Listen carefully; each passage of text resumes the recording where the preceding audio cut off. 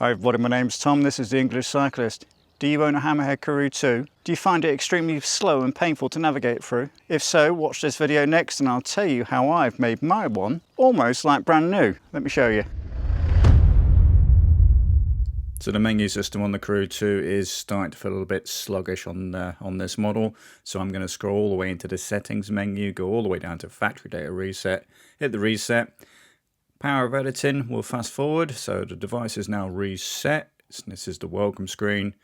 Very pretty it is too. And it's going to be trying to communicate and do the setup for Wi-Fi and a few other bits and bobs like account settings and passwords and whatnot. So now that the Karoo's been reset, I'm going to go into the settings again and have a look at the base maps. So offline maps, I seem to have two. So it's remember my Spain setting. So I'm going to turn that off. That will reduce some space on the device.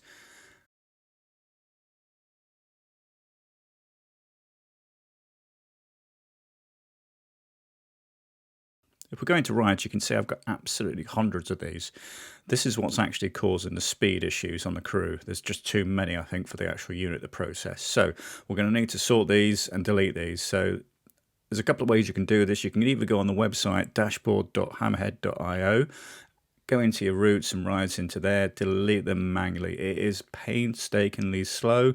I found the easiest way was to actually do it on device just like this.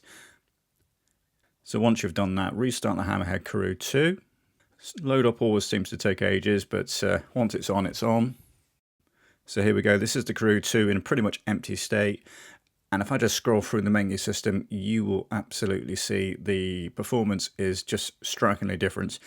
On the video, when I'm playing it back, it doesn't actually seem mega, but when using the device, it is night and day. So yeah, this is definitely a big win for me, I think. It means I can keep the Karoo 2 running for a few more years as long as the battery holds up. The battery isn't great anyway on this model. I think even when it shipped, it was, 10 hours maximum battery life. But again, if you're just doing a quick jolly around on the Sunday or the weekend, it's absolutely fine.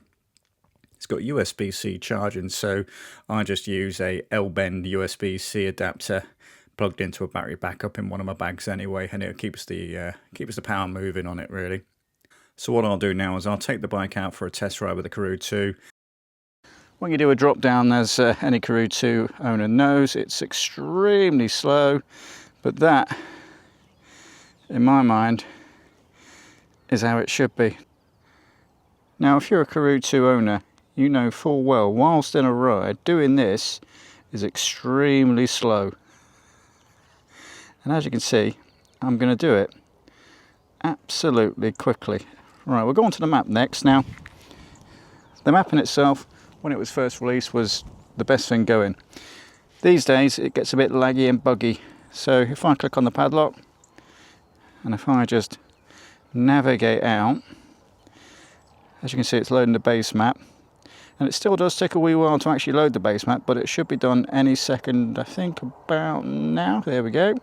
So that's not too bad. So let's do navigation. So I'll do down near Boston area. So if I just put a random pin,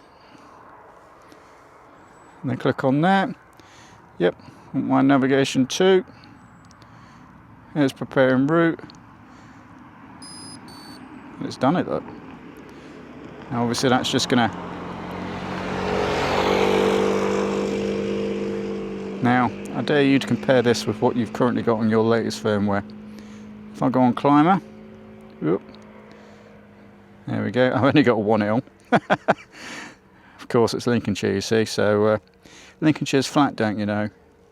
All I did was factory data reset the actual device, went into dashboard.hammerhead.io, deleted all my previous rides completely, and it was painful.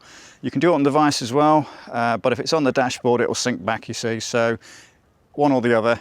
I found it quicker on the device because you could swipe, delete, swipe, and just wash, rinse and repeat hundreds of times, and yeah, you probably got quite a lot of rides on there.